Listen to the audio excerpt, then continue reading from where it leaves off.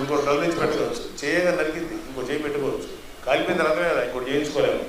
ఇంత చులకన భావం ఉన్నటువంటి వైసీపీ గూండాలకి ఫస్ట్ చెప్పు తీసుకోవడానికి చేస్తే మీతోటి. బ్రాహ్మణుడు ఎవరు ప్రతి ఒక్కరు చెప్పు తీసుకోవడం ఇంత దుర్మార్గం అన్నమాట. అమ్మవారి చెయ్యి అంటే ఒక వస్తువు కాదు, అది ఒక ఎమోషన్. రాముడు అంటే ఒక ఎమోషన్, లేకపోతే ఒక రథంతో విలువ అంటే ఒక ఎమోషన్. జగన్నాథ రథ చక్రాలు అంటారు కదా, అది ఒక ఎమోషన్.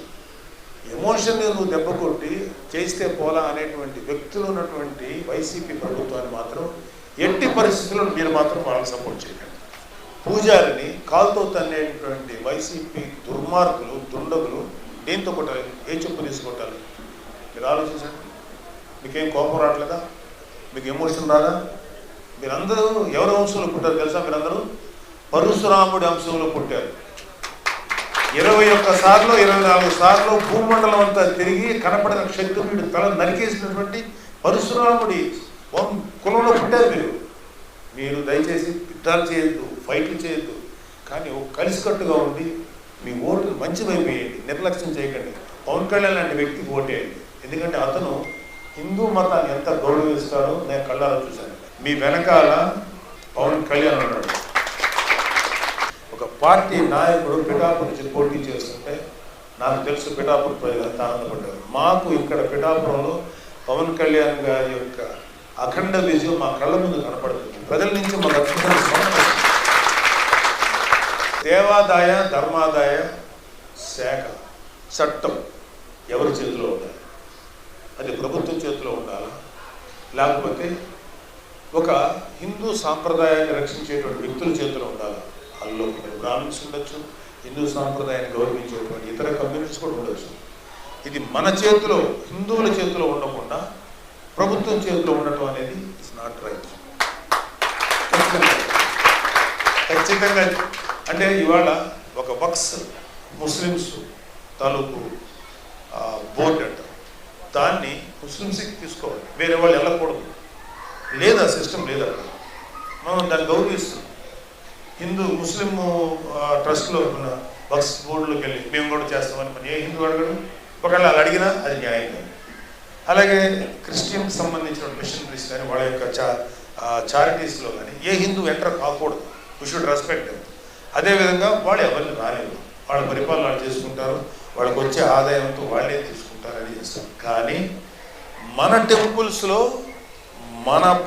మన హిందూ అనేవాడు లేకుండా ఎవరెవరో ఇతర మతస్థులందరూ హిందూ అత్యంత ఉన్నతమైనటువంటి తిరుమల తిరుపతి దేవస్థానానికి చైర్మన్గా ఒక నాన్ హిందూ చేస్తుంటే అది మాకు చాలా అభ్యంతరకరం, దుర్మార్గం.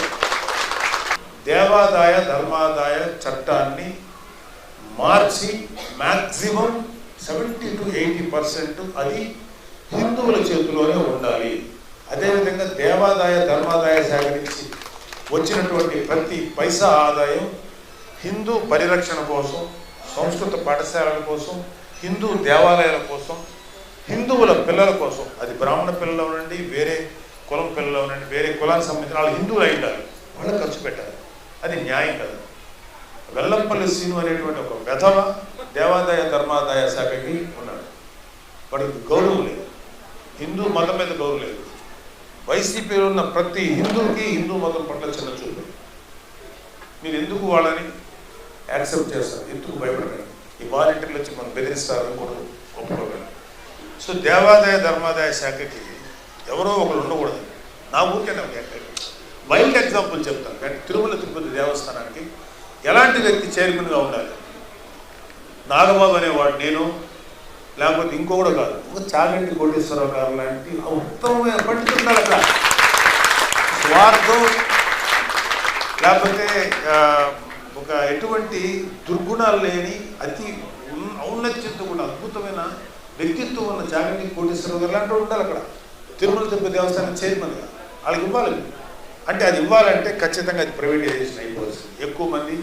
ఎక్కువ మంది హిందువుల యొక్క పరిరక్షణలో ఉండాలి, హిందూ మతాన్ని గౌరవించే వాళ్ళు పరిరక్షణ. దుర్గమ్మ గుడి ఈ ఎలక్షన్ నోటిఫికేషన్ వచ్చిన తర్వాత నెలకి రోజుకి 14 లక్షల ఆదాయం పెరిగింది. ఆదాయం 14 లక్షలు పెరిగింది. అంటే దుర్గా గుడి తాలూకు పాలనా నిర్వాహక మండల వాళ్ళు ఏమంటారు, వాళ్ళు రోజుకి అవలేలుగా 14 లక్షల రూపాయలు తినేసారు. నెలకి ఎంతో చూడండి, సంవత్సరానికి ఎంతో చూడండి. జనసేనకి అండగా నిలబడండి, కోవిడ్కి అండగా నిలబడండి. వచ్చేది మాత్రం జనసేన రోజులే. జై జనసేన, జై